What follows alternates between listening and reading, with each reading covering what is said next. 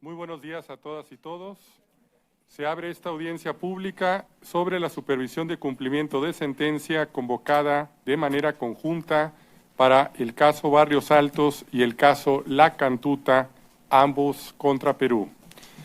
El propósito de esta audiencia es recibir por parte del Estado información actualizada sobre el cumplimiento de la obligación de investigar, juzgar y, de ser el caso, sancionar, ordenada en el punto dispositivo quinto de la sentencia de fondo del caso Barrios Altos y en el punto dispositivo noveno de la sentencia del caso La Cantuta. En tal sentido, se dispuso que el Estado, abro comillas, debe realizar inmediatamente las debidas diligencias para completar eficazmente y llevar a término, en un plazo razonable, las investigaciones abiertas y los procesos penales incoados en la jurisdicción penal común, así como activar, en su caso, los que sean necesarios para determinar las responsabilidades penales de todos los autores de los hechos cometidos. Se cierra comilla y se ordenó que el Estado, abro comillas, debe continuar adoptando todas las medidas necesarias de carácter judicial y diplomático y proseguir impulsando las solicitudes de extradición que correspondan bajo las normas internas o de derecho internacional pertinentes. Asimismo, la audiencia tiene como objeto escuchar las observaciones de los intervinientes comunes de los representantes de las víctimas de ambos casos y el parecer de la Comisión Interamericana sobre el cumplimiento de la referida reparación. Antes de empezar, doy la bienvenida, una vez más, a la representación de la Comisión Interamericana de Derechos Humanos, señoras y señores, Esmeralda Arosemena de Troitiño, segunda vicepresidenta de la Comisión, al comisionado Luis Ernesto Vargas Silva, al secretario ejecutivo Paulo Abreu y a la abogada asesora de la Secretaría Silvia Serrano. Asimismo, doy la bienvenida a las víctimas y sus representantes, señoras y señores, Alejandrina Raida Cóndor Sáez, víctima del caso La Cantuta, Carmen Rosa Amaro Cóndor, víctima del caso La Cantuta, Rosa Rojas Borda, víctima del caso Barrios Altos, Viviana Kristisevic, directora ejecutiva del Centro por la Justicia y el Derecho Internacional, Francisco Quintana, director del Programa para la Región Andina, Norteamericana y el Caribe, Elsa Meani, abogada senior, Alejandra Vicente, directora legal, Alexandra Manarni, oficial de comunicación de CEGIL, Gloria Cano Legua, directora ejecutiva de la Asociación Pro Derechos Humanos, Cristian Henry Guaylinos Camacuari, área legal de APRODE, David Velasco Rondón, director de la Fundación Ecuménica para el Desarrollo y la Paz, Carlos Rivera Paz, director del Instituto de Defensa Legal, y Jorge Bracamonte Alain, secretario ejecutivo de la Coordinación Nacional de Derechos Humanos. De igual manera, doy la bienvenida a la representación del ilustre Estado del Perú, señoras y señores, Jaime Cacho Sousa Velázquez, embajador del Perú en Costa Rica, Jorge Villegas Ratti, agente del Estado, Adrián Simons Pino, agente del Estado, Sofía Janet Donaires Vega, procuradora pública adjunta especializada supranacional. Paso la palabra al señor secretario para que haga las precisiones pertinentes. Gracias, presidente. Los fotógrafos tienen 3 minutos para hacer sus tomas, después de las cuales deberán retirarse de estado. Y asimismo se les solicita a los asistentes apagar los teléfonos celulares. El Estado iniciará y dispondrá de un tiempo máximo de 20 minutos para presentar su informe oral sobre el cumplimiento de la obligación de investigar, juzgar y sancionar en ambos casos. Posteriormente, los intervinientes comunes de los representantes de las víctimas dispondrán de un tiempo máximo de 20 minutos para presentar sus observaciones al respecto. Si las partes desean volver a hacer uso de la palabra, el Estado y los intervinientes comunes de los representantes de las víctimas dispondrán de 5 minutos cada uno en ese orden.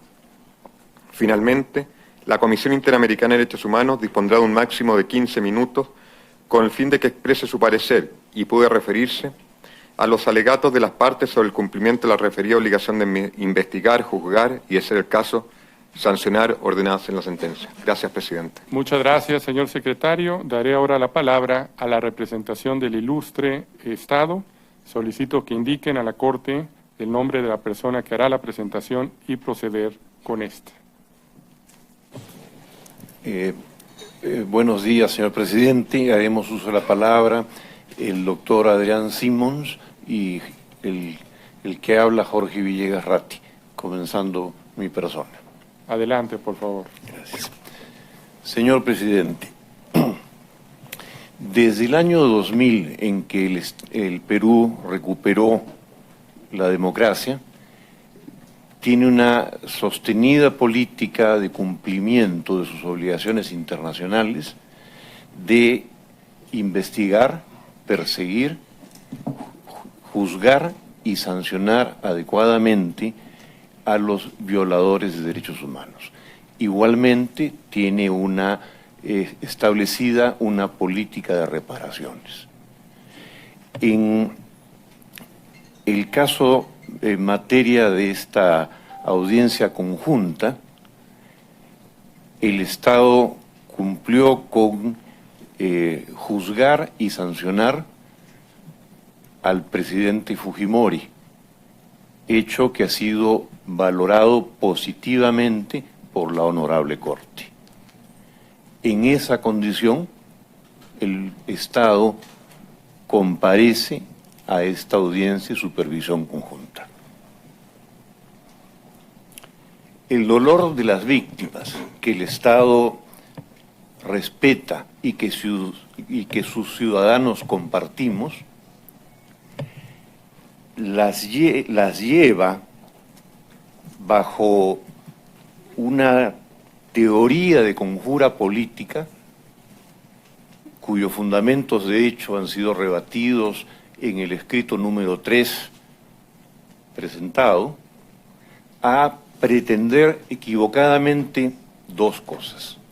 La primera de ellas es desconocer el carácter subsidiario de la justicia supranacional y pretender convertir a esta honorable Corte en primera y única instancia al solicitarle que declare la nulidad de la Resolución Suprema 281/2017 JUS, que concede el indulto por razones humanitarias al condenado Fujimori. Ya esta honorable Corte, en el numeral 24 de su resolución de fecha 7 de septiembre del 2012,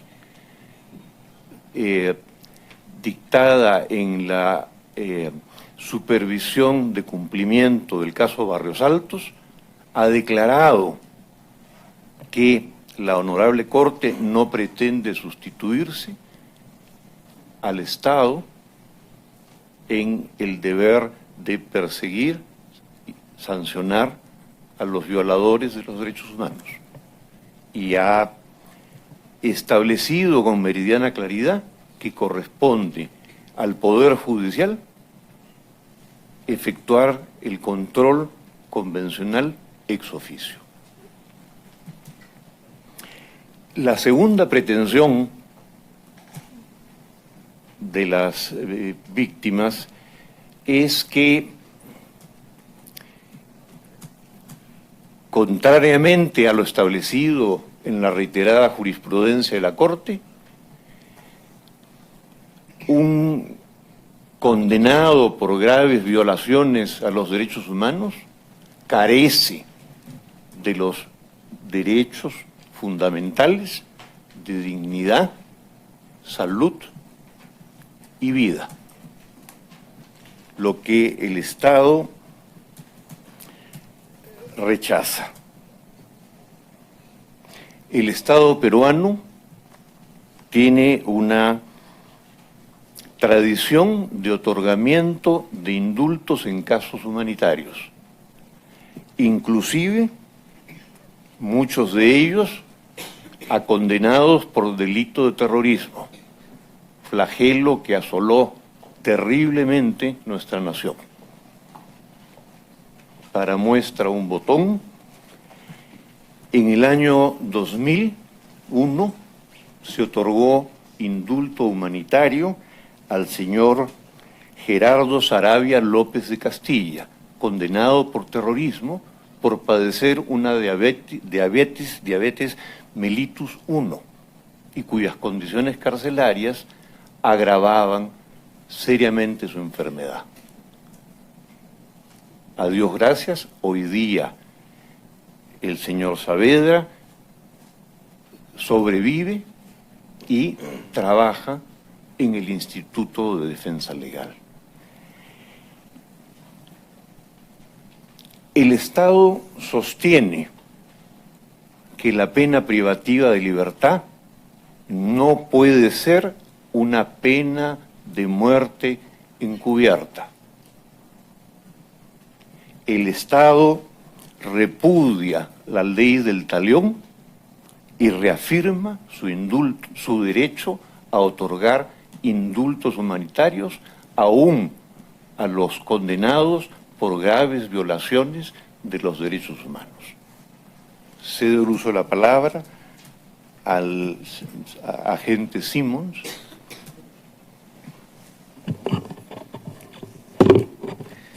Muchas gracias a la Honorable Corte, al señor, su señoría, presidente de la Corte, mis saludos, a los señores ilustres miembros representantes de la Honorable Comisión, a los señores representantes de las víctimas.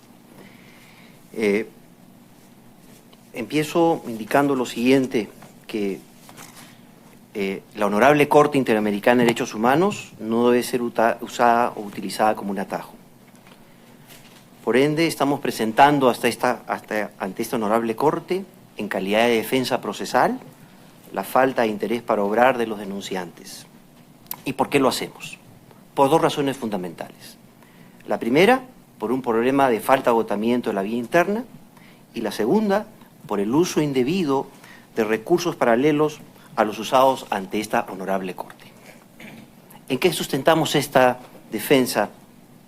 En los siguientes principios que ustedes conocen como maestros de su propia jurisdicción. En el principio de flexibilidad de formas, la coherencia del sistema interamericano y la competencia residual de la Honorable Corte Interamericana de Derechos Humanos.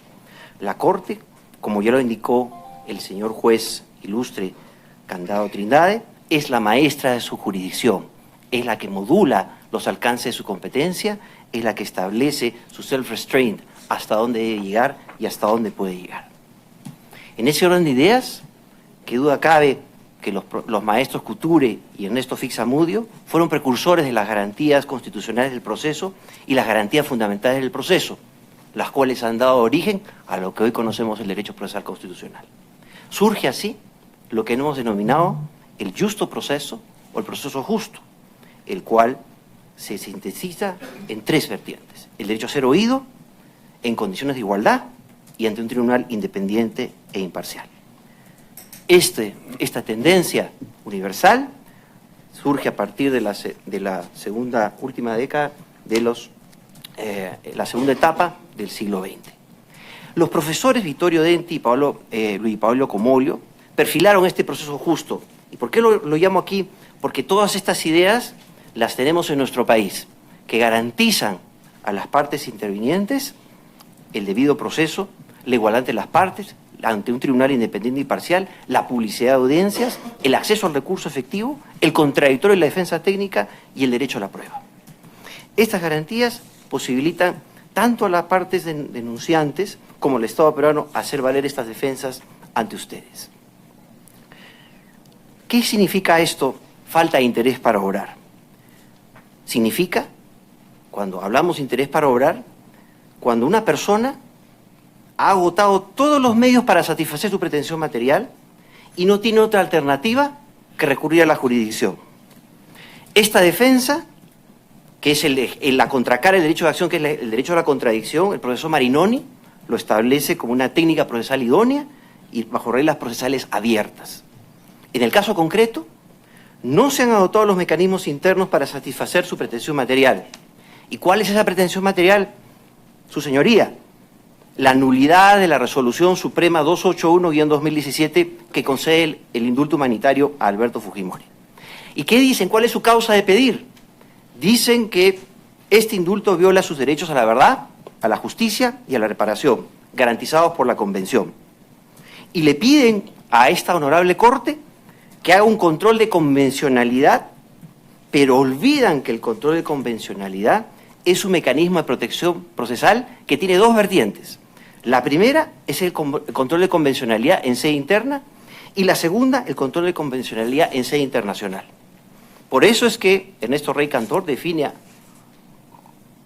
al primero, es decir, el control de convencionalidad interna, como aquel que cuando el juez interno o nacional tiene la competencia para inaplicar el derecho interno y aplicar la convención mediante un examen de confrontación normativa, es decir, el derecho interno con el tratado. Y en un caso concreto, adoptar tutela judicial en caso de determinarse violación de derechos humanos o derechos fundamentales de la persona humana. Al no haberse respetado esta supletoriedad o subsidiariedad de la Honorable Corte Interamericana, se está impidiendo que el juez peruano haga control convencional interno, doméstico, obligatorio.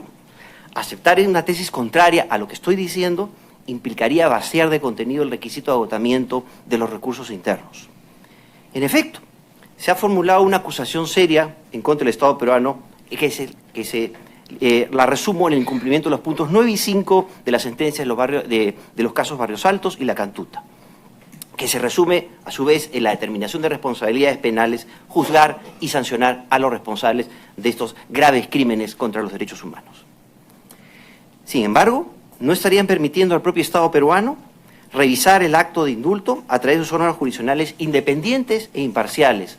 A partir del año 2001, el Perú recuperó plenamente su equilibrio de poderes y su Estado de Derecho, y no se puede decir hoy en día que no tenemos una justicia independiente e imparcial.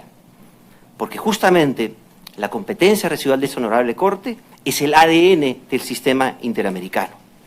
El Tribunal Internacional solo deberá actuar, bajo nuestra perspectiva, cuando no haya logrado su propósito y la protección de los derechos humanos o fundamentales en sede nacional. Es por eso que el profesor español Joan Picó Junoy, cuando analiza la tutela jurisdiccional y las garantías que engloban a todo este enjambre de garantías y derechos, dice que surge la necesidad y subrayo de ordenar el proceso mediante ciertas y necesarias formalidades objetivas en garantía de derechos e intereses legítimos de las partes. ¿Cuál es la idea de esto? No subvertir el orden de la Convención, la subsidiariedad y la complementariedad que tiene la Corte Interamericana bajo esta ilustre Corte, la dirección de esta ilustre Corte. Por eso es que, como bien dijo mi colega, el doctor Villegas, es necesario tener en cuenta que este mensaje ya lo dio la Honorable Corte al destacar el rol subsidiario de ella misma en el fundamento 24 de la resolución de supervisión de sentencia del caso Barrios Altos del 7 de septiembre de 2012, estableciendo expresamente que es deber de la justicia peruana velar por el cumplimiento de las decisiones. Entonces, resulta importante hacer las siguientes preguntas para reflexionar. Los señores denunciantes, ¿han dicho que no confían en la justicia peruana? En ningún fundamento lo hemos leído. ¿Han argumentado que la legislación peruana no les garantiza el debido proceso? Tampoco. ¿Han argumentado que no se les permite el acceso a los recursos efectivos ante la justicia peruana? Tampoco. Los denunciantes no han invocado ninguna razón, honorable Corte, o fundamento por los cuales la jurisdicción interna no les ofrecería un recurso efectivo y directo a su pretensión de nulidad de la Resolución Suprema 281. Como prueba de esa total ausencia de interés procesal o interés para obrar ante esta honorable Corte, hemos acreditado en los escritos 6 y 7 el uso simultáneo de recursos idénticos. Tanto a la sede internacional se pide la nulidad de la Resolución 281, como en sede interna de manera simultánea, se pide la nulidad de la Resolución Suprema 281. Las pruebas que hemos presentado son dos esencialmente. La primera es un escrito de fecha 26 de diciembre de 2017, suscrito por APRODE, que representa a las víctimas ante esta audiencia. Y este escrito está dirigido al presidente de la República y al señor ministro de Justicia. La segunda evidencia es el escrito de fecha 27 de diciembre de 2017, suscrito por FEDEPAZ, también representante de las víctimas y también dirigido al presidente y al ministro de Justicia. Estos escritos los hemos anexado y están documentados tanto en los escritos 6 y 7 presentados ante esta ilustre Corte. Ambos escritos tienen el mismo petitorio: nulidad de la Resolución Suprema 281 que concede el indulto humanitario. Y uno de ellos agrega algo adicional: la conformación de una junta médica con médicos nacionales e internacionales para evaluar el estado de salud del señor beneficiado con el indulto. Y es un tema muy importante, porque ustedes dirán, de repente hay un error. Yo creo que no hay ningún error porque lo han presentado simultáneamente y además en un escrito de hace algunos días, cuando se solicitó la designación de un interviniente común, se indicó que ellos actuaban siempre conjuntamente y en plena armonía. Como ustedes podrán apreciar, con lo que acabo de escribir, se aplica al presente caso la doctrina de los actos propios, que responde a una regla, que impide venir contra sus propios actos. Y esto requiere, como lo dice la jurisprudencia comparada, una valoración de oficio por parte de esta ilustrísima Corte. Tema importante: el acceso a recurso efectivo. Y el acceso a recurso efectivo también lo hemos mostrado en los escritos que hemos mencionado. Dos casos esenciales y emblemáticos en nuestro país. Caso Jailili del Tribunal Constitucional, expediente 453, que por primera vez establece en su fundamento 19 que la gracia presidencial no es absoluta, no es absolutamente discrecional y puede ser materia de control constitucional. Y el segundo caso, el más importante, el caso Crucial, expediente 3660, el Tribunal Constitucional estableció reglas jurisprudenciales para la concesión del indulto. Las resumo rápidamente. El indulto goza de la calidad de cosa juzgada. Por lo tanto, a nivel administrativo el presidente no puede revocar o dejar sin efecto su decisión. Luego la Corte establece que en nuestro medio interno tenemos remedios procesales efectivos, ordinarios y extraordinarios. En sede penal, la revisión, el recurso de revisión; en sede civil, la cosa juzgada fraudulenta; y en sede constitucional, el amparo y el habeas corpus. Además, ha establecido, porque antes no se hacía, cuando se trata de un indulto humanitario resulta exigible un estándar mínimo de motivación. Y la piedra angular establece para ello es el informe de la Junta Médica Penitenciaria. Consideramos, por esas razones establecidas en este precedente del Tribunal Constitucional Peruano, que la Resolución 281 cumple con esos estándares. Y para ir terminando, hemos adjuntado también el informe de la Defensoría del Pueblo número 177. Al margen de la controversia que ha generado el informe y el debate democrático que existe en nuestro país respecto de él, hay algo que no se puede negar, que son las siguientes conclusiones del informe de la Defensoría que sirven de sustento para la presente defensa procesal que estamos haciendo de ustedes. Primero, que reconoce la discrecionalidad presidencial para otorgar un indulto humanitario. Sin embargo, establece que tiene que ceñirse a determinados parámetros legales. Segundo, debe estar motivado. Tercero, debe requerir una mayor argumentación en atención a la gravedad del delito perdonado. Cuarto, el incumplimiento de estos estándares posibilita el control jurisdiccional interno. Y quinto, reconoce que el indulto humanitario encuentra fundamento en el respeto a la dignidad de la persona. Por eso, nosotros venimos ante ustedes a invocar el rol subsidiario que cumple la Corte y no sería posible que se utilice como una sustitución de esta jurisdicción nacional. Para terminar, debo decir lo siguiente.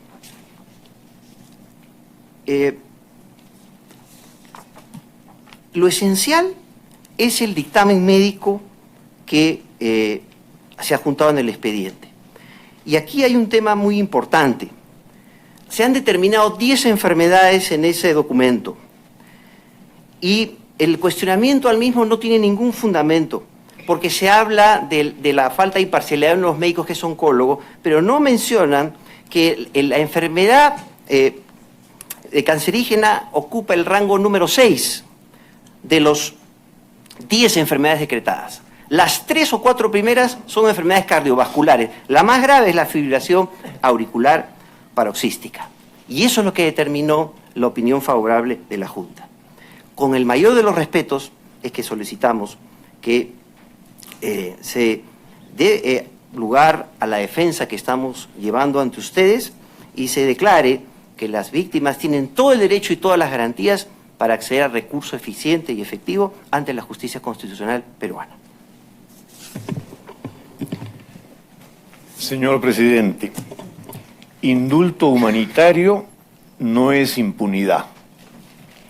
La Honorable Corte, en los casos Panel Blanca versus Guatemala y Contreras y otros versus El Salvador, ha establecido que la impunidad es la falta en su conjunto de investigación, persecución, captura, enjuiciamiento y condena.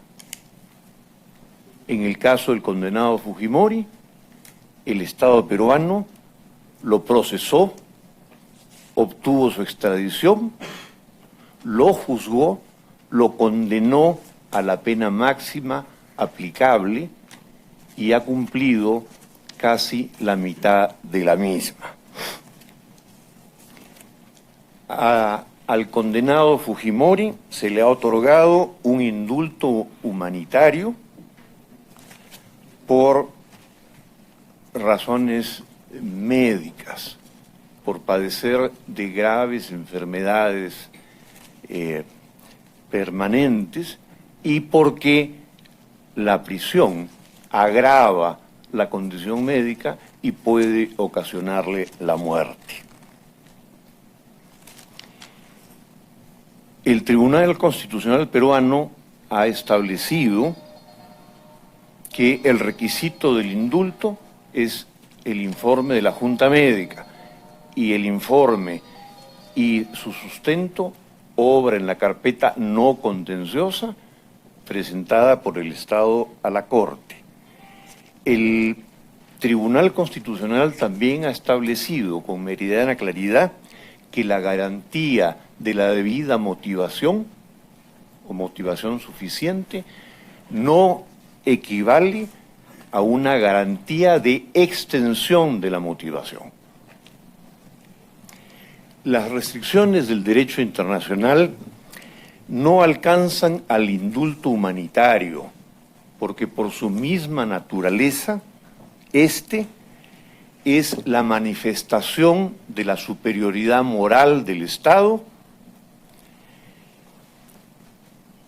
frente a los condenados por violaciones graves de los derechos humanos.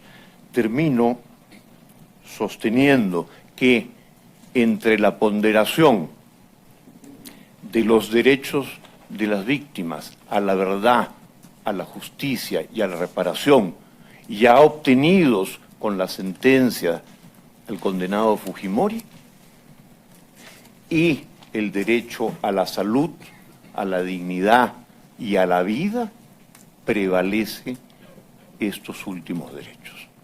Gracias, señor presidente. Muchas gracias, señores agentes del Estado.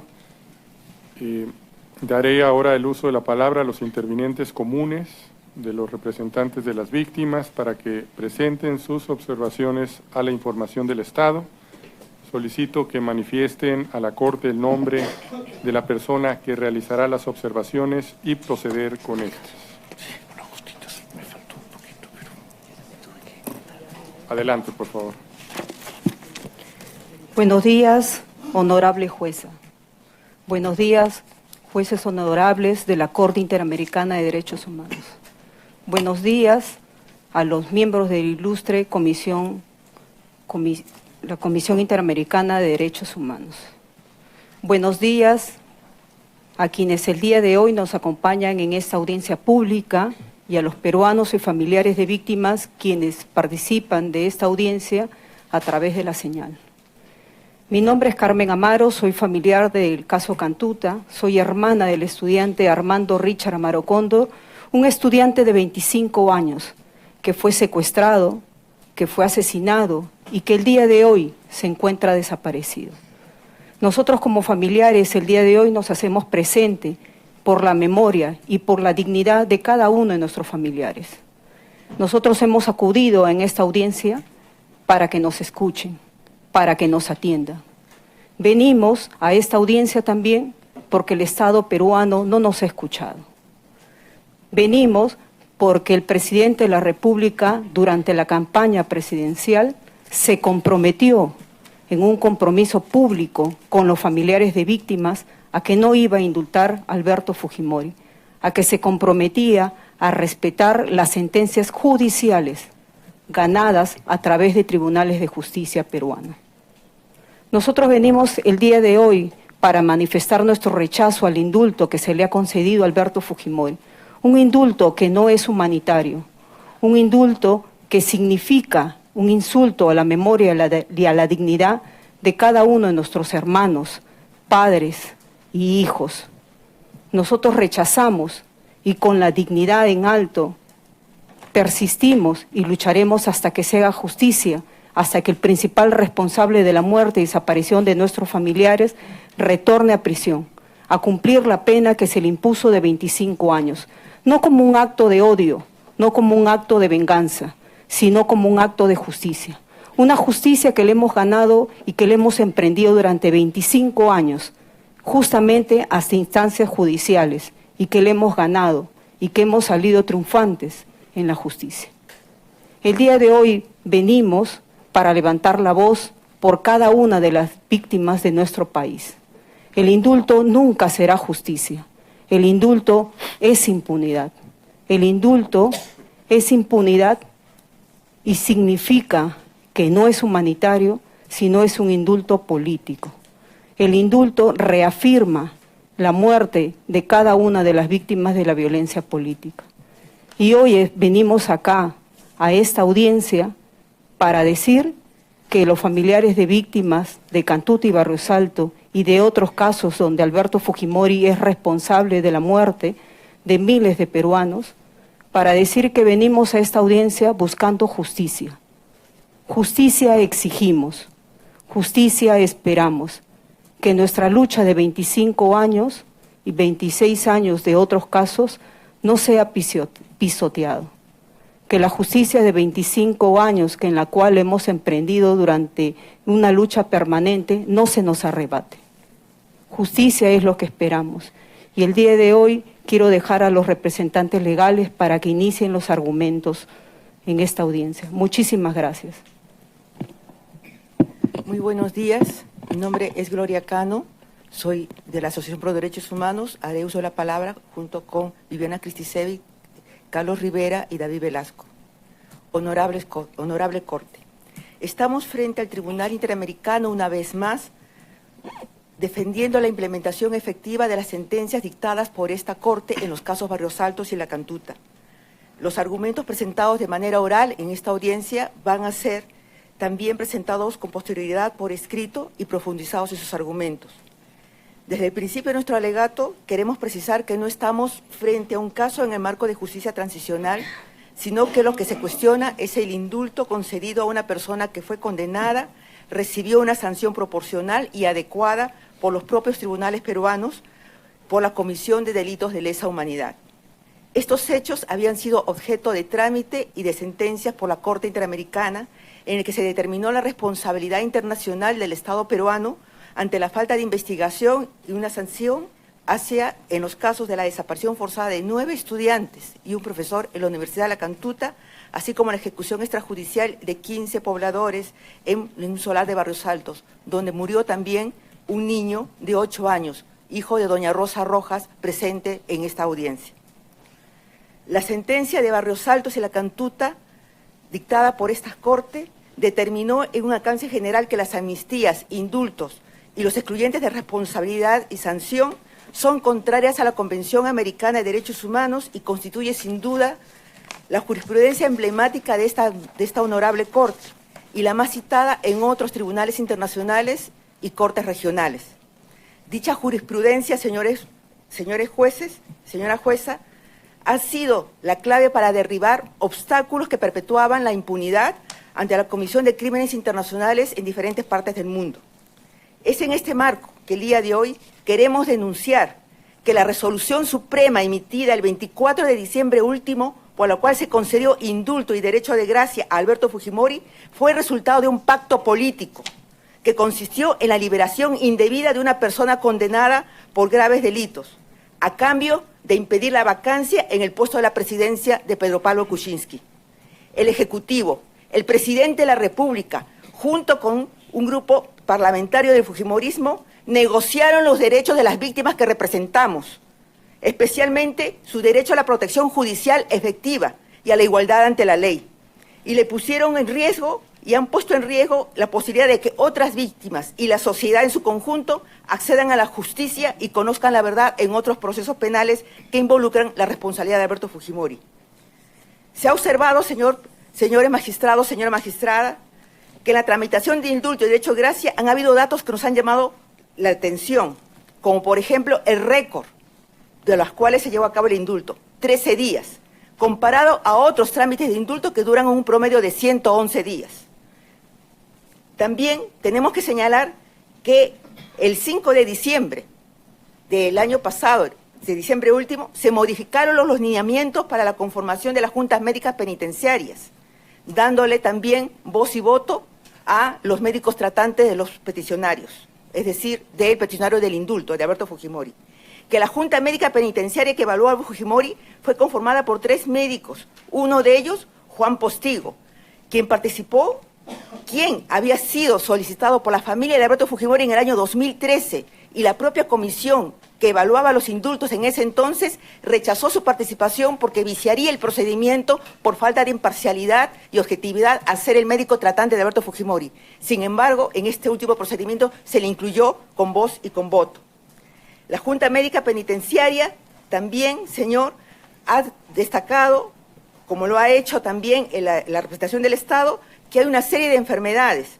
Sin embargo, nos llama poderosamente la atención que se oficiara el Instituto de Medicina, el Instituto de Neoplásicas. Sin embargo, recién después de otorgar el indulto, el informe fue llevado a la comisión. Tenemos también, señor, que el Colegio Médico Perú, el Colegio Médico Peruano, en su revista oficial ha señalado que el informe de esta Junta Médica no había cumplido a cabalidad los preceptos de rigurosidad científica y el cumplimiento de las normas éticas, por lo que la legitimidad profesional es realmente cuestionable. Esto de acuerdo a la revista médica del Colegio Médico del Perú. Como hemos señalado, hay una serie de vicios en este trámite que lo van a analizar nuestros colegas Viviana Kristisevic y Carlos Rivera.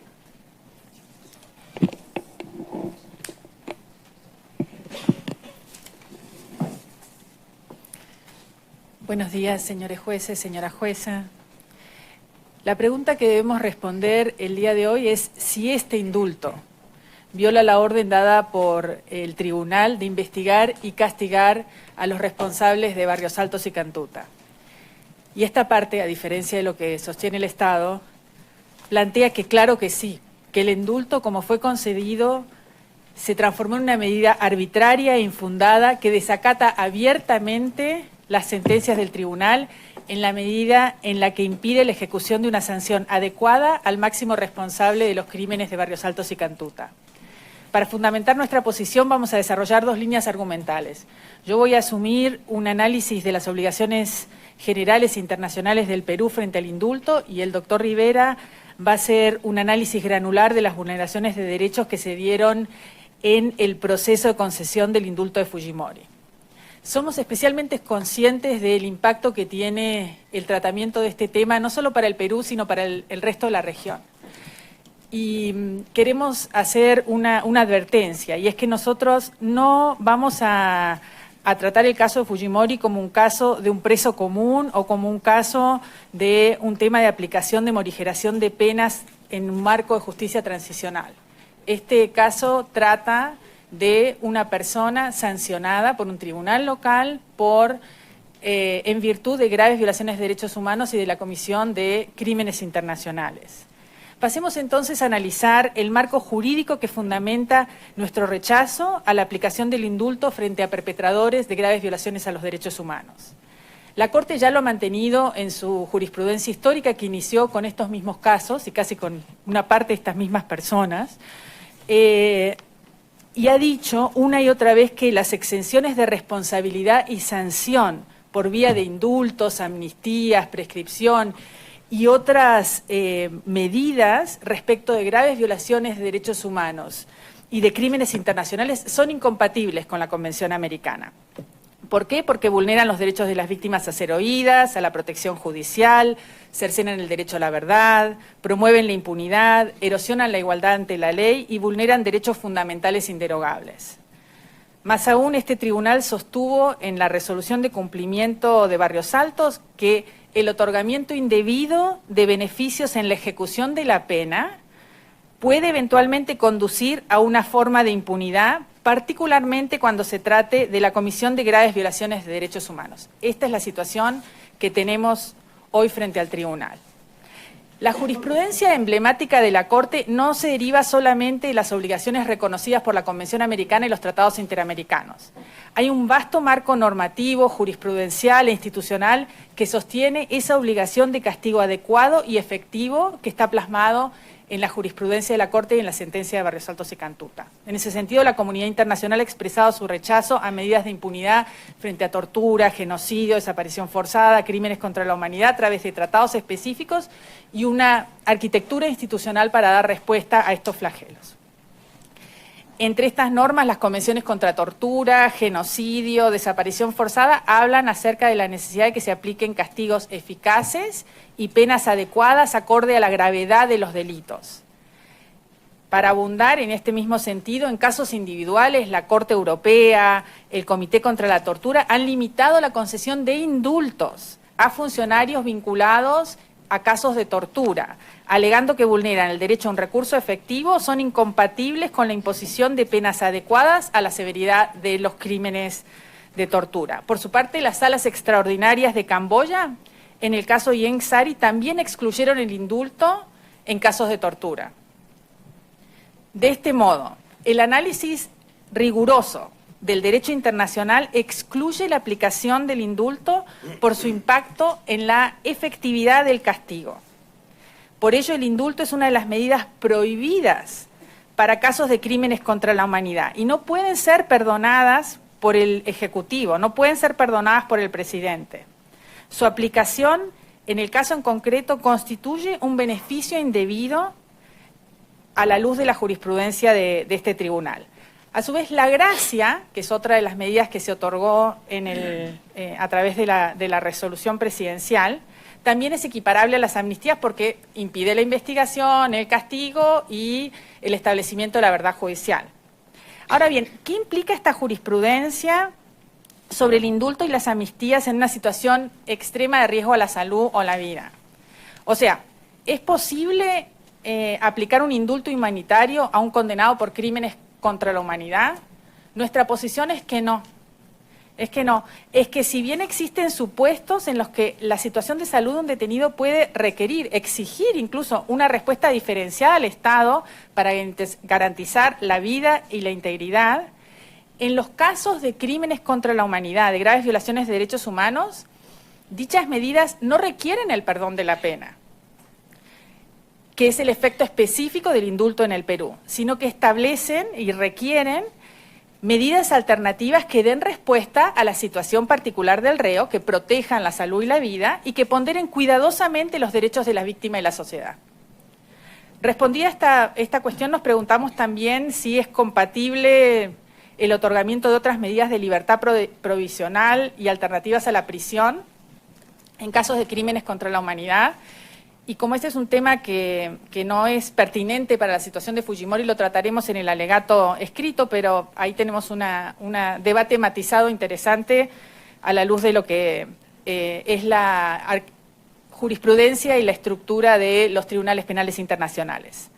Para concluir, el indulto y la gracia que dispuso el presidente Kuczynski desacatan la orden de la Corte de investigar y sancionar a los responsables de Barrios Altos y Cantuta. La posición de esta representación es que no cabe la concesión del indulto y la gracia, dada la gravedad de las violaciones, el nivel de responsabilidad de Fujimori, porque estas medidas dejan sin eficacia una sanción adecuada determinada por la jurisdicción nacional. Paso la palabra a Carlos Rivera, que analizará los vicios adicionales de hecho y derecho en la concesión del indulto. Sí, honorable Corte, sobre la base de lo que hemos venido exponiendo, podemos concluir que el indulto es contrario a las obligaciones internacionales del Estado peruano. Es manifiestamente arbitrario y adicionalmente es ilegal, porque justamente contraviene esas obligaciones internacionales del Estado que están por encima de nuestro derecho interno. La resolución suprema del 24 de diciembre del año pasado ha sido concedido sobre la base de razones estrictamente políticas. Un acuerdo político del presidente de la República con el hijo del condenado, el congresista Kenji Fujimori, expresado de una manera política la noche del 21 de diciembre del año pasado, cuando se votó la vacancia presidencial de Pedro Pablo Kuczynski, y en el que los 10 congresistas, que ahora inclusive van a conformar una bancada parlamentaria, votaron, a pesar de ser de la bancada en ese entonces fujimorista, votaron absteniéndose, lo que literalmente causó un efecto inmediato, que es la no aprobación de la vacancia presidencial. Por lo tanto, la causa y efecto está totalmente demostrada. Pero adicionalmente, sí queremos dar cuenta de que ya la Corte, en el caso Pollo Rivera versus Perú, estableció cuáles son los procedimientos de indulto y que estos deberían seguir normas convencionales del debido proceso. De igual forma, el Tribunal Constitucional peruano ha establecido el mayor deber de motivación y estándar de casos de crímenes de lesa humanidad. Pero adicionalmente, de los documentos que hemos podido revisar en el corto tiempo que nos ha permitido la Corte Interamericana, nos referimos al expediente, podemos concluir que hay hechos abiertamente irregulares e ilegales, que no justifican el otorgamiento de un indulto de carácter humanitario por esta causa de enfermedad grave, como consecuencia de que las condiciones carcelarias estuviesen agravando esa condición de salud. Es de público conocimiento, señores, las condiciones magníficas que tenía el señor Fujimori en el establecimiento penal de Barbadillo. No solamente por la extensión de cerca de 400 metros cuadrados de una celda, sino por las visitas ilimitadas y en todo horario que ha recibido, por la capacidad de tener talleres de pintura, jardín, labores agrícolas, enfermería 24 horas al día, seguro médico particular para asistir a la clínica de su elección, la posibilidad de realizar inclusive reuniones políticas en el penal Barbadillo, y hasta, este es un dato, no es curioso, sino un hecho real, realizar el matrimonio de su hija en ese establecimiento penal. Por lo tanto, las condiciones carcelarias han sido bastante buenas, sin igual a ningún preso de Perú y probablemente de América Latina. La resolución suprema carece no solamente de motivación, porque ni siquiera nos dice qué casos se está indultando y qué casos se está otorgando derecho de gracia, ¿no es cierto? El TC peruano ha dicho, mientras mayor gravedad y desprecio a la dignidad humana tenga la conducta perdonada, mayor debe ser la carga argumentativa. Eso no lo hemos encontrado en esa resolución. Y tampoco la resolución justifica por qué una persona condenada por crímenes internacionales de lesa humanidad merece un perdón de esta naturaleza. Pero es más, si bien ya mi colega Gloria Cano ha hecho mención a algunas irregularidades, hemos encontrado por lo menos una docena de graves irregularidades en el expediente de indulto que el Estado no ha reconocido. En primer lugar, señor, el Estado peruano, solo 6 días antes de la presentación de la solicitud, que fue el 11, según la resolución publicada, estuvo modificando los dispositivos legales. Es decir, el Estado favoreciendo de una manera descarada para que el médico del señor Fujimori pueda participar como médico particular. Pero también lo podemos constatar en las dos actas médicas, la del 17 de diciembre y la del 19 de diciembre. Dicen que eso se debió porque los médicos supuestamente no conocían el llenado del formulario, pero eso es la razón por la cual es que los procedimientos se estaban modificando para establecer una conclusión obligatoria de la Junta Médica. En segundo lugar, el Estado concedió el indulto en un tiempo récord, como si se tratara de un enfermo terminal. Felizmente Fujimori no tiene esa condición. Fujimori ahora está en su casa, en el distrito de La Molina, en Lima. De igual forma, si bien la solicitud y la resolución suprema dice que Fujimori presentó su solicitud el 11 de diciembre y esto reglamentariamente es el inicio del procedimiento de indulto, la propia resolución suprema reconoce que una semana antes, el 4 de diciembre, ya habían documentos oficiales. Nos estamos refiriendo a la constancia de no fugas, al informe social y otros 3 documentos del 12 de diciembre. ¿Cuál es la relevancia de esto? Según el reglamento, esos documentos solamente habían podido ser organizados y hechos a partir del día 19 de diciembre en el que la Junta Médica firmó el acta de Junta Médica. ¿Quién hizo esos documentos? Hicieron los miembros del INPE, del Instituto Nacional Penitenciario. El Estado estaba indultando de oficio al señor Fujimori.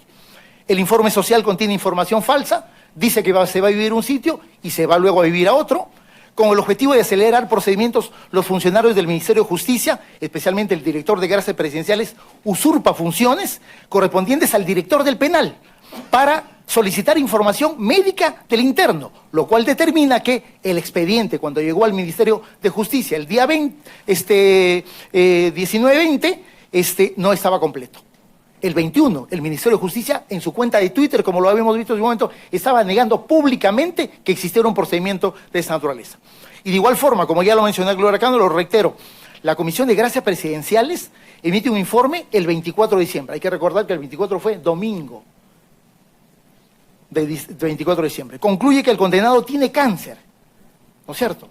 Pero el informe del INEN, el Instituto Nacional de Enfermedades Neoplásicas de Lima, hace llegar su informe el 26, cuando Fujimori ya estaba indultado. ¿Cuál fue la constancia médica que tuvo esa comisión para concluir que el señor tiene cáncer? Aparentemente solo la Junta Médica, pero justamente a partir de la Junta Médica se iniciaban procedimientos de constatación de lo que esos médicos habían establecido. Y luego hay un dato también político que es importante, que creo que es de público conocimiento. El 20 de diciembre, un día antes de la vacancia presidencial, el señor Fujimori se reúne con 5 congresistas en el penal Barbadillo. Esos 5 congresistas votaron por la abstención en el procedimiento de vacancia. Pero además, el propio señor Fujimori, sacando un teléfono de no se sabe dónde, llamó desde el penal Barbadillo a algunos congresistas de la actual bancada de su hijo al hemiciclo del Congreso de la República a convencerlos que voten por la abstención de la vacancia presidencial. El señor Fujimori se estaba autoindultando y lo logró.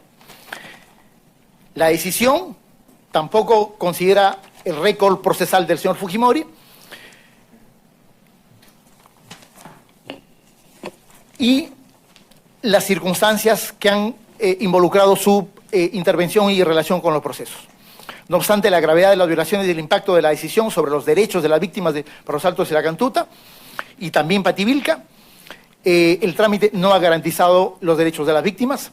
Ello pese a que las víctimas, como ya se mencionó, solicitaron en más de una oportunidad la reunión con el presidente de la República para tratar este asunto tan importante y tan vinculado a las obligaciones internacionales del Estado. Por estas razones podemos concluir preliminarmente que el procedimiento no solamente fue indebido, irregular y abiertamente ilegal.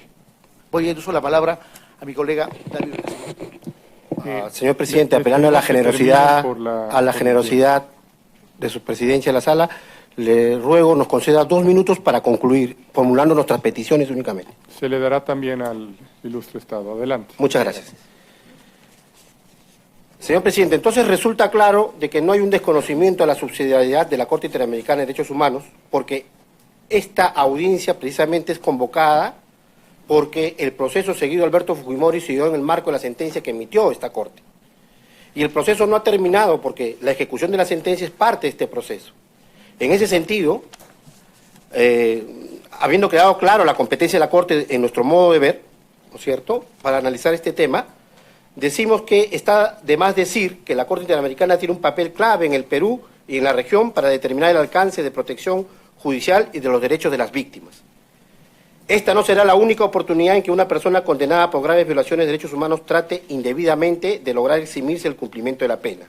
En el presente caso, a nuestro modo de ver, ha quedado probado que el indulto careció de razones de carácter humanitario y del cumplimiento de condiciones que ameritaran la aplicación de medidas alternativas de cumplimiento de la pena de prisión.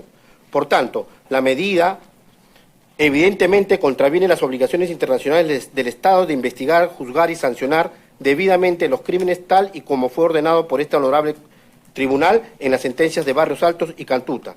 Además, la decisión vulnera el derecho de las víctimas a la verdad, justicia y reparación debidas a la luz de los tratados internacionales.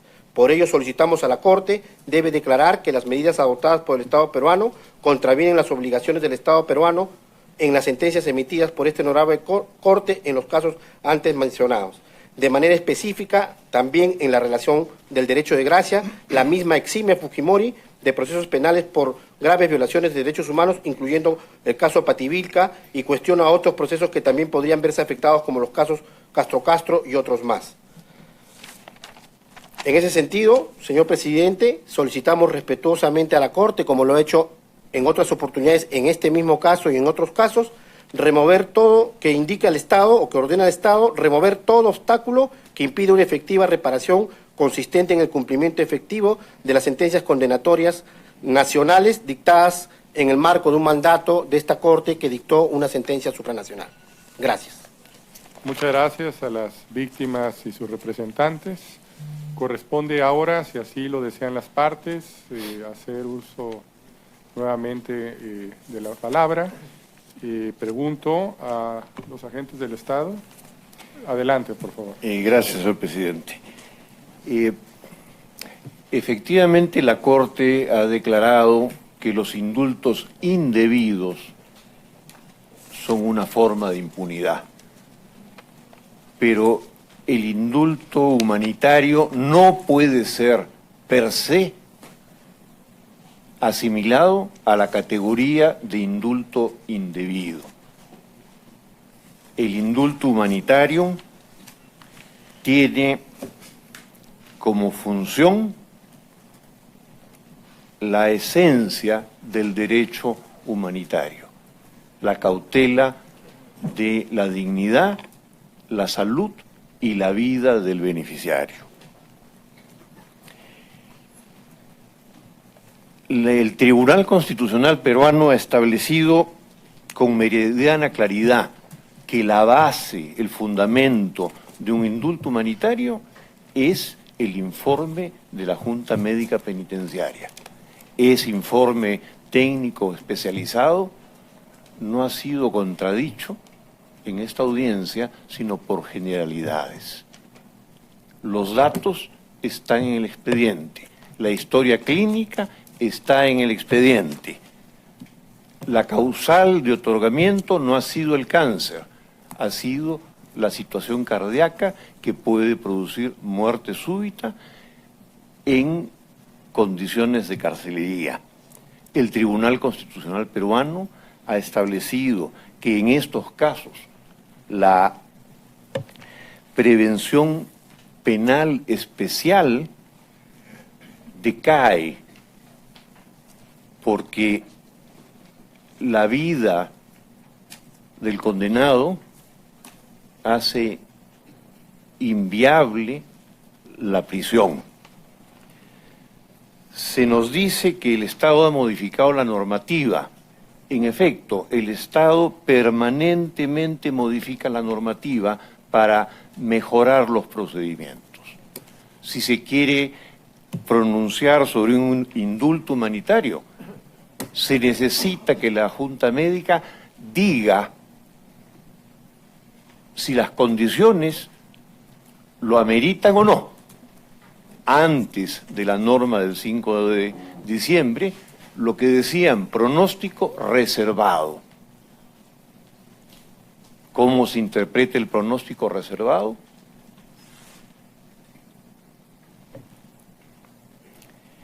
El indulto, lo ha establecido también el Tribunal Constitucional, no es un perdón de la pena, es una condonación de parte de la misma. Los indultos humanitarios no contravienen la Convención. Sostener lo contrario es sostener que un condenado por violación de los derechos humanos carece de ellos. El Estado repudia la ley del talión.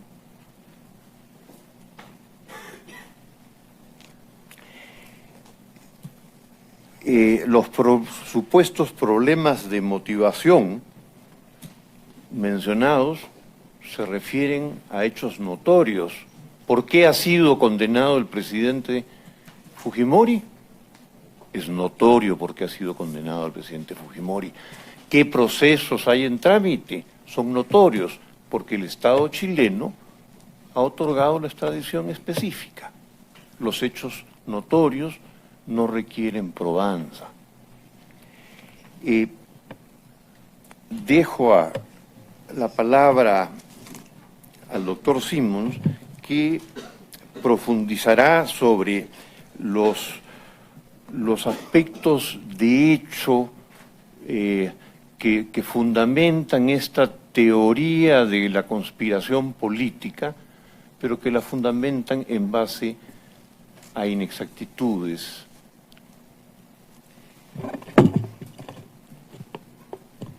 Cuando se tratan estos casos controvertidos,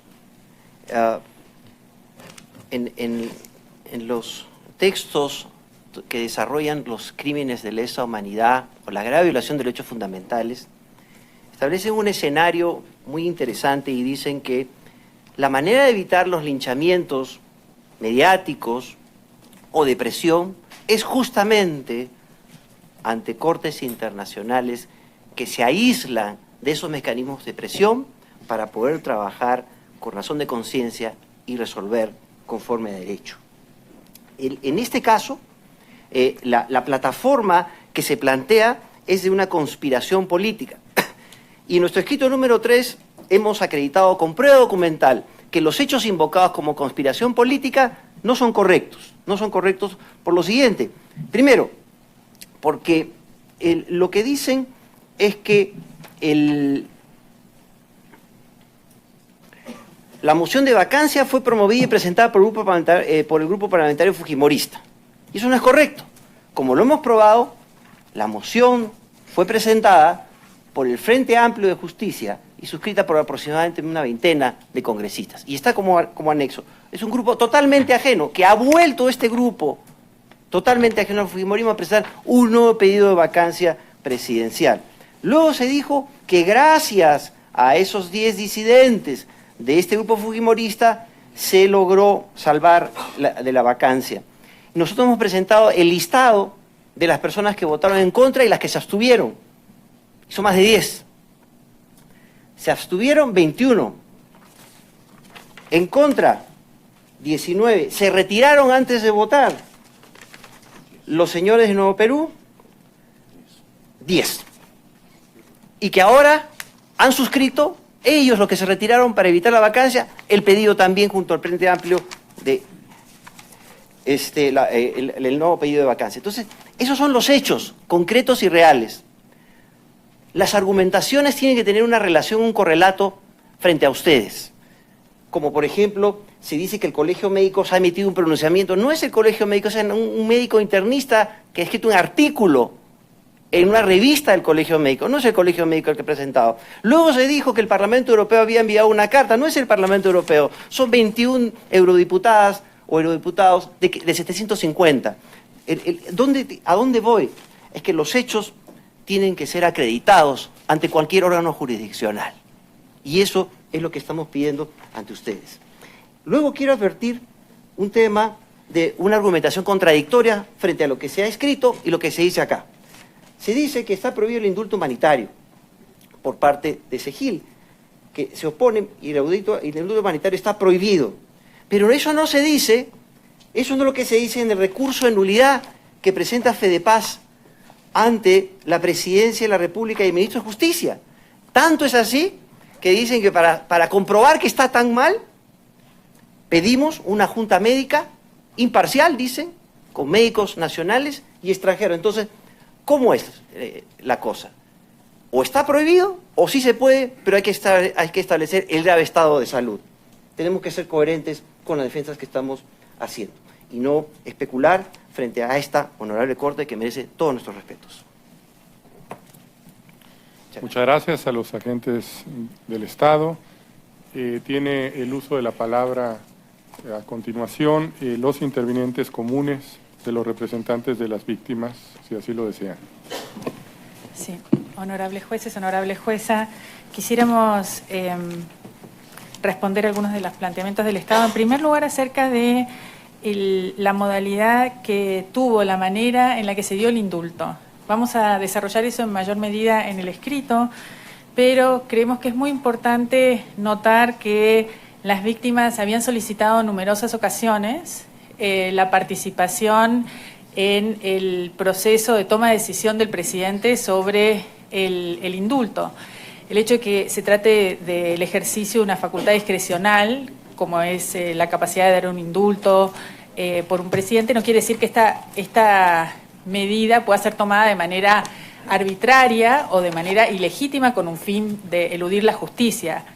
Más aún, las víctimas tenían derechos, de acuerdo a lo que se establece en la jurisprudencia de esta Corte, de participar plenamente y lo solicitaron específicamente. Queremos notar también que este proceso del presidente de toma de esa decisión se dio entre bambalinas. Digamos, como presentamos información anteriormente, los familiares habían pedido información, las organizaciones de derechos humanos pidieron información sobre esto y hubo una serie de informaciones para tomar la decisión en la absoluta opacidad por parte del presidente de la República. Y además no hubo una motivación adecuada a la altura de lo que implicaría tomar cualquier tipo de medida alternativa frente a una persona que está sancionada por crímenes contra la humanidad, que ofenden la conciencia de la humanidad. Y un expresidente que ha tenido un impacto en la erosión institucional peruana tan relevante como fue el expresidente Fujimori. Eso se da a su vez en el contexto de un pacto político que nosotros demostramos, pero creemos que además hay elementos muy precisos, técnicos, que permiten cuestionar la modalidad del indulto, de este indulto en particular. Y eso también hemos leído en estos últimos días algunos de los amicus curiae que fueron presentados ante la Corte y el propio informe defensorial que abonan en esta dirección en la argumentación técnica. Y quisiéramos señalar que no hay una contradicción en nuestra posición acerca del indulto.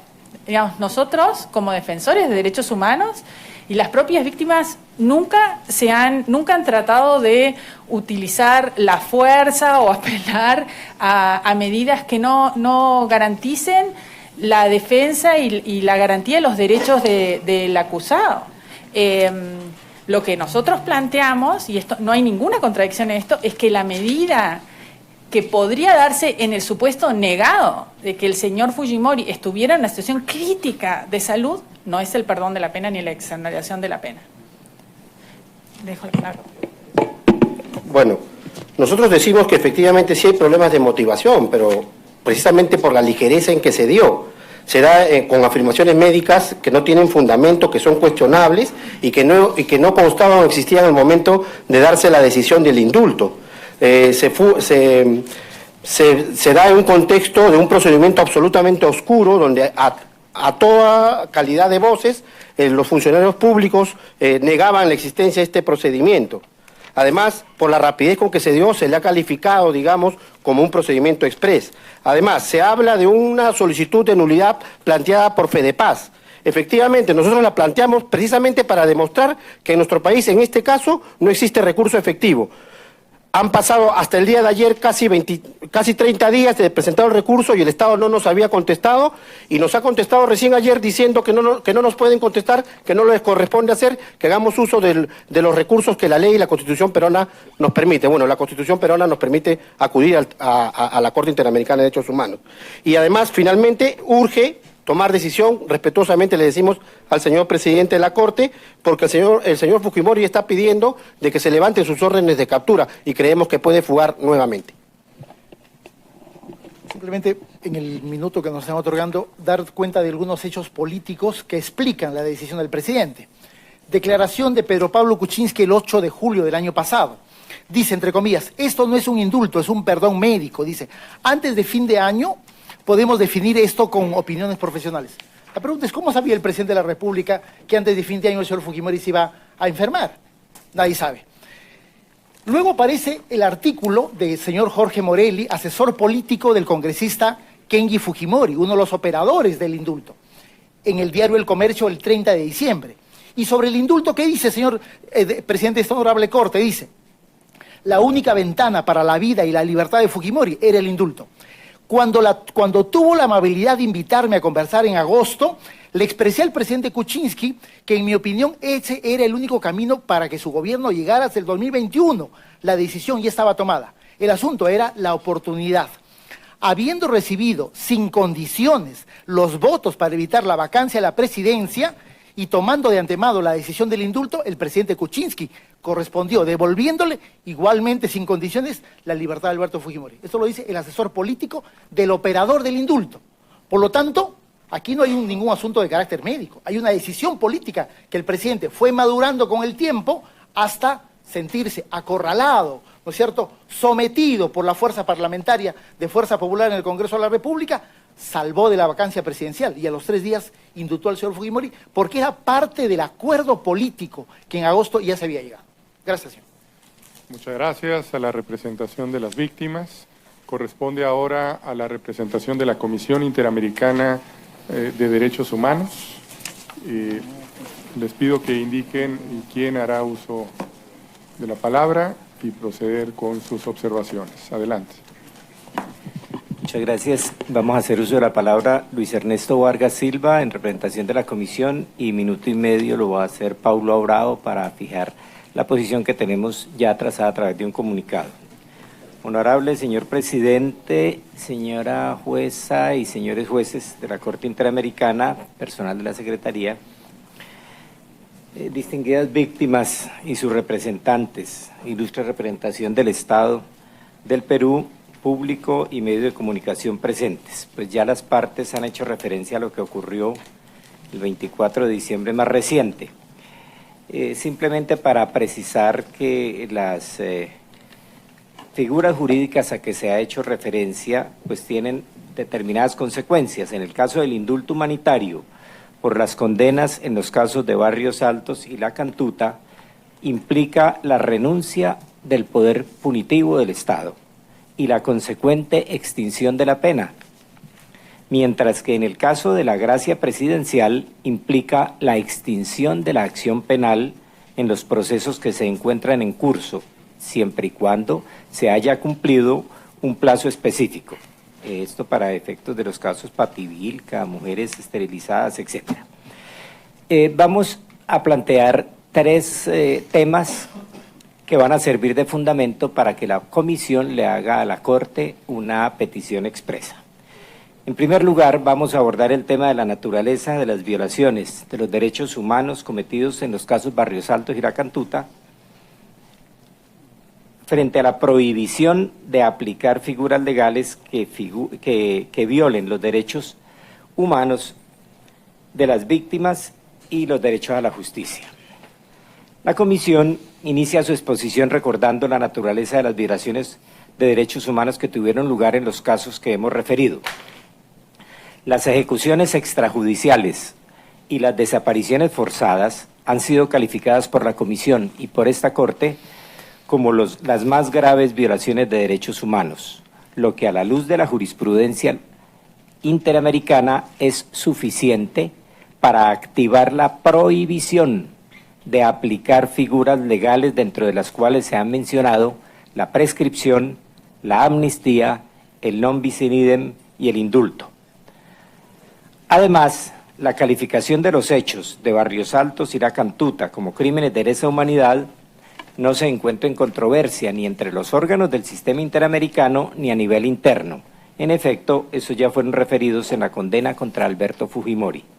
De esta manera, lo ocurrido en este caso no solo implicó gravísimas ejecuciones extrajudiciales y desapariciones forzadas de las víctimas, sino que las mismas fueron parte de un aparato criminal diseñado por el gobierno de entonces para reprimir, perseguir y aterrorizar a la población. En ese sentido, la aplicación de una figura legal como el indulto, que impide la satisfacción del derecho a la justicia de las víctimas, resulta aún más grave y reprochable cuando, como en este caso, constituyen crímenes de lesa humanidad. Tanto en el sistema universal como en el sistema europeo de derechos humanos existen pronunciamientos sobre la incompatibilidad del otorgamiento no solo de amnistías, sino también de indultos o perdones cuando median graves violaciones de derechos humanos. El Tribunal Europeo de Derechos Humanos se pronunció en ese sentido en los casos Margus versus Croacia y Abdul Samed Yaman versus Turquía. En la misma línea, el Comité contra la Tortura de las Naciones Unidas en el caso Kepa Urraguridi versus España.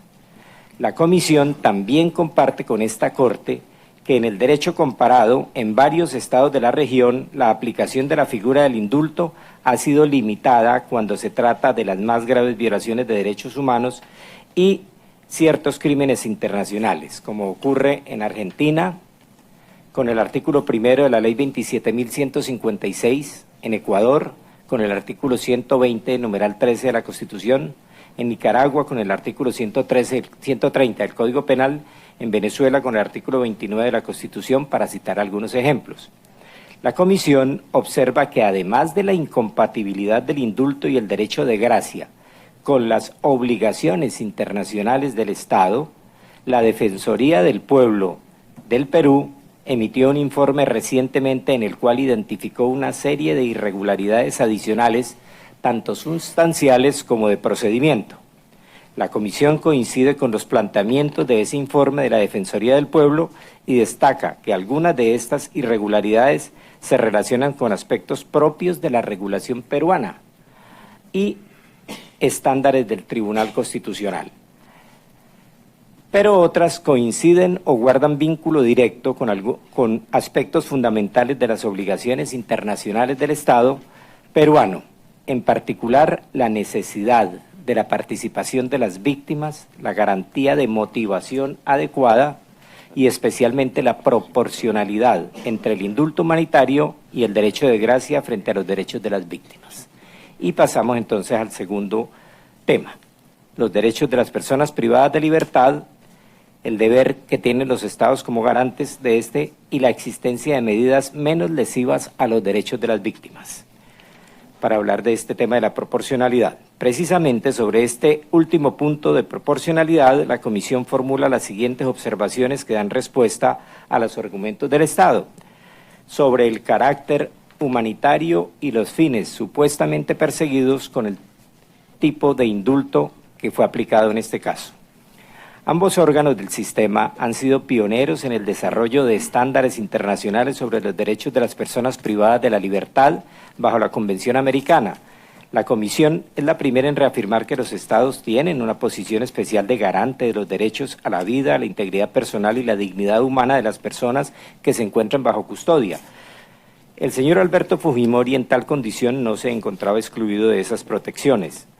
En consecuencia, ante la situación de salud que el detenido pudiera enfrentar, el Estado tenía el deber de adoptar las medidas necesarias para garantizar el acceso a la atención médica requerida.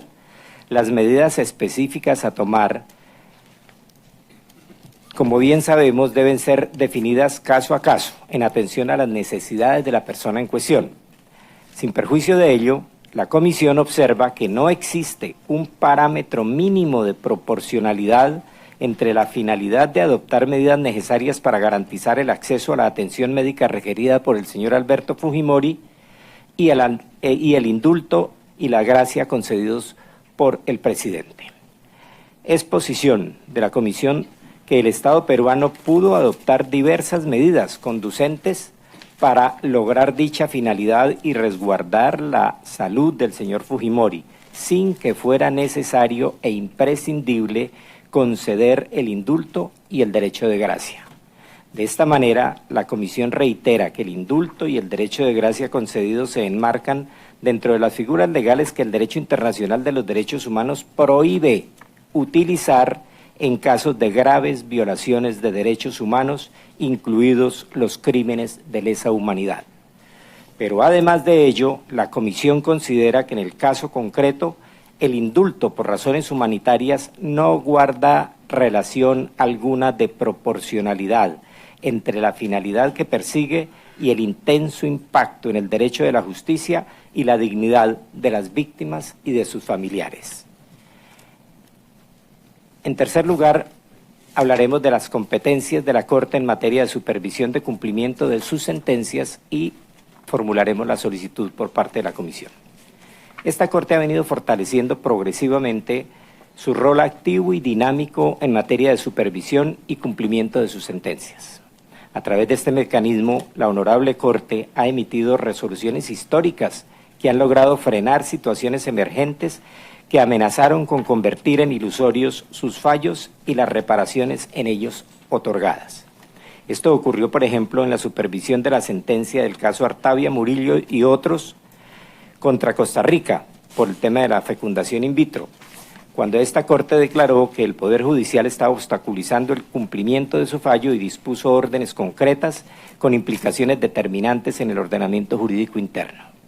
Similar situación tuvo lugar en meses pasados en la supervisión del caso Fontevecchia y D'Amico versus Argentina, cuando esta Corte declaró que mediante una decisión de la Corte Suprema de Justicia no solo se estaba impidiendo el cumplimiento de la sentencia, sino que dicha decisión era contraria a las obligaciones internacionales del Estado. Precisamente en el caso Barrios Altos, en 2012, esta Corte emitió una resolución de capital importancia, declarando la inconvencionalidad de un fallo de la Corte Suprema de Justicia Interna que, al establecer que lo sucedido a las víctimas no eran crímenes de lesa humanidad, amenazaban el cumplimiento del deber de investigar y sancionar. Gracias a la crucial intervención de esta Corte, se revirtió dicho fallo.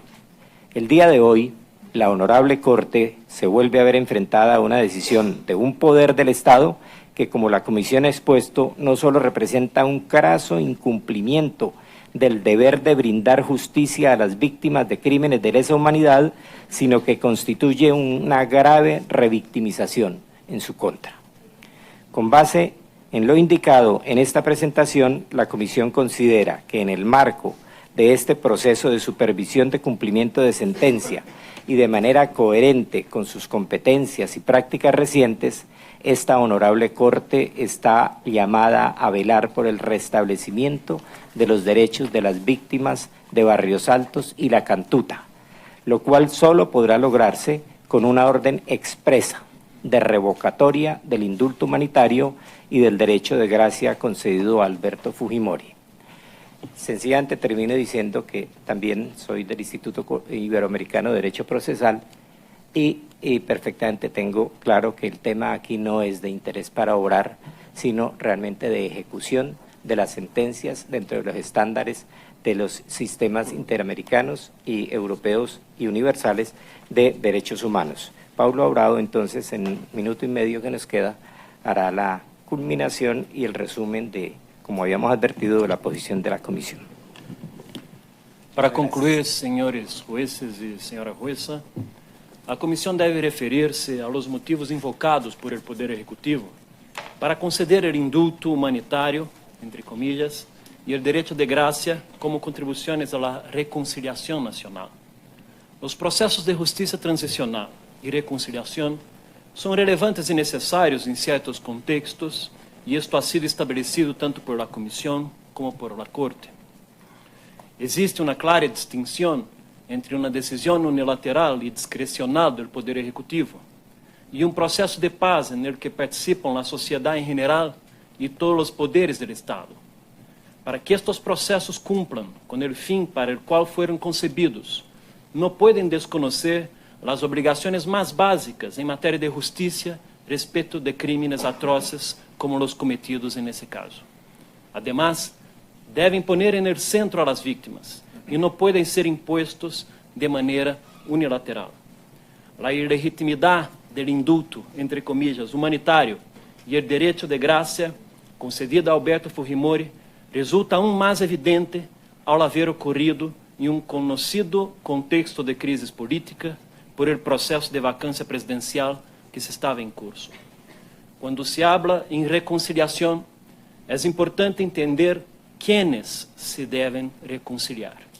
En el contexto de Perú y en lo relevante para estos casos, la reconciliación debe tener lugar entre el Estado y las víctimas, entre el Estado y sus familiares y la sociedad, a la que en vez de proteger en apego a los derechos humanos, persiguió e aterrorizou.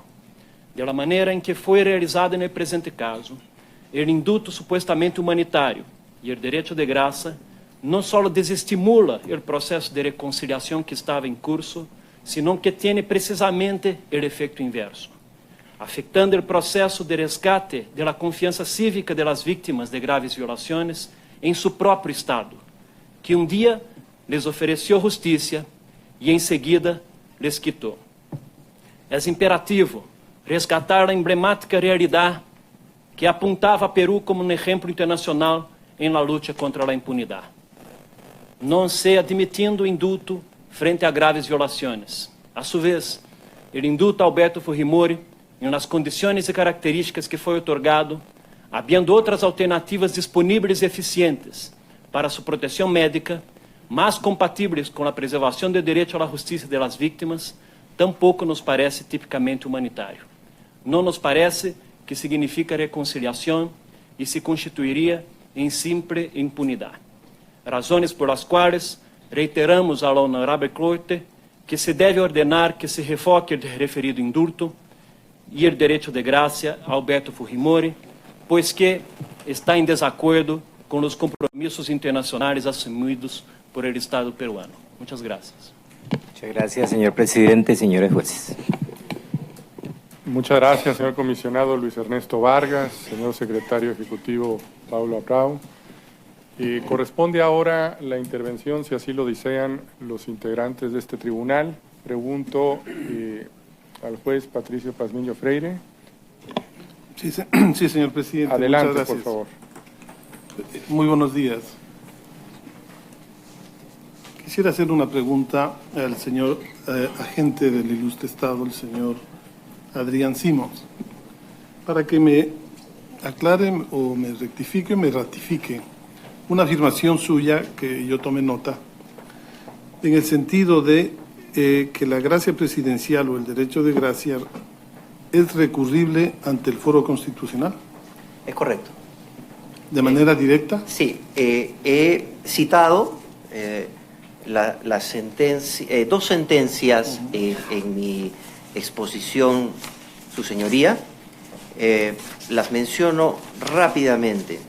La primera es la sentencia vinculada al caso Jailili, el expediente 4053, donde por primera vez en el fundamento 19 se establece expresamente que la gracia presidencial podrá ser materia de control jurisdiccional. Es directo. Directo, control jurisdiccional. Y luego viene el segundo fallo, que ya es un fallo mucho más integral. Es el fallo Crucillat 3660. En el primer fallo ratifica un indulto concedido sin motivación, ¿ya? Pero dice que se cumple la finalidad del indulto humanitario, la gracia humanitaria. En el segundo fallo, lo que hace la justicia constitucional es revoca una resolución suprema que concede el indulto al señor Crucillat por errores en el informe médico, lo revoca expresamente. Y para ver los estándares de recurso efectivo y plazo razonable, el primer proceso duró 1 año, 5 meses, y el segundo solo 10 meses. ¿Y qué dijo el tribunal en el segundo? Las reglas básicas.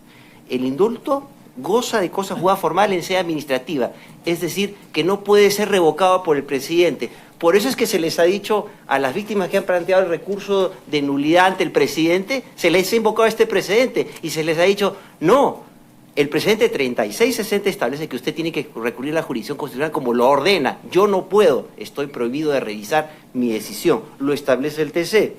Y el segundo establece los recursos ordinarios, que ya mencioné, y los extraordinarios.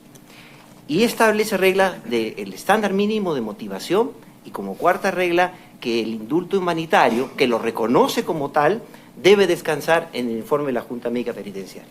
Esa es la razón. El indulto, consecuentemente, genera cosa juzgada. Formal, dice el Tribunal Constitucional, hace la diferencia. La cosa juzgada formal, que no puede ser revisada dentro del mismo escenario en que fue otorgada. Irrevocable administrativamente. Administrativamente es irrevocable. Y lo que dice el tribunal es, lo que corresponde es el control jurisdiccional por parte de la justicia constitucional. Es lo que establece, bajo estas reglas. Perfecto. Una pregunta para los dignos representantes de las víctimas. Ustedes han acudido o han presentado una acción, según nos relataba los representantes del Estado, ante el presidente de la República, o ante quién presentaron, cuál es la naturaleza de la acción que presentaron, que impugnaron.